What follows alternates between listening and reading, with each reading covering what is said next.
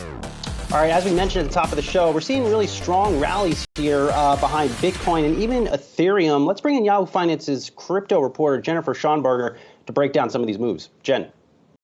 Good morning, Brian. Yeah, Ethereum outpacing Bitcoin by the widest margin this year since the inception of the Ethereum network. Take a look at a chart of Bitcoin versus Ethereum. Both tokens down, of course, from those record highs that we saw back on November 10th.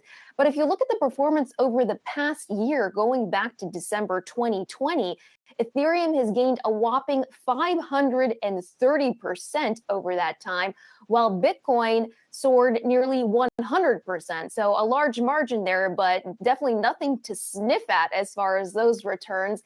But Bitcoin still reigns as the largest cryptocurrency measured by market capitalization. It's sitting at over 1 trillion right now.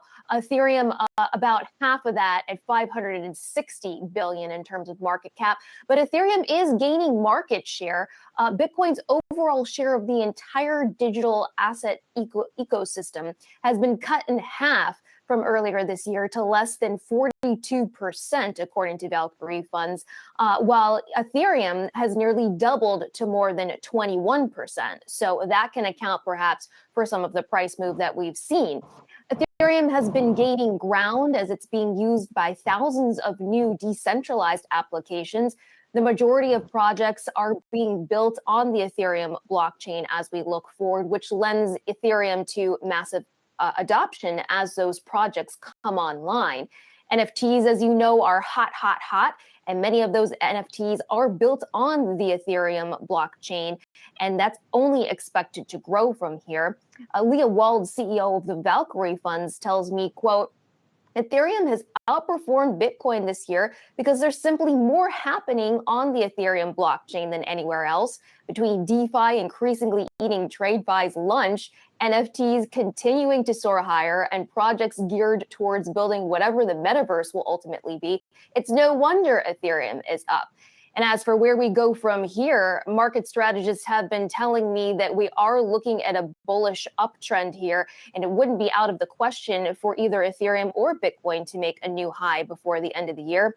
Separately, Brian, I just want to turn to some comments that SEC Chair Gary Gensler just made in a digital assets forum speaking in New York this morning. He says that we still don't have sufficient investor protection for the crypto space. He says that these new technologies will not persist if we don't have the proper controls in place, and that the public will lose trust if we don't have those. He implored the so-called gatekeepers, which he calls accountants and lawyers who are working on crypto projects, to bring those in and register with the SEC. He also said that trading platforms should register with the SEC, and there's no question that for stable coins, there should be a one-to-one backing, and there should be great transparency for those reserves. Brian. All right, thanks for bringing that to us, Jennifer Schonberger. Appreciate it.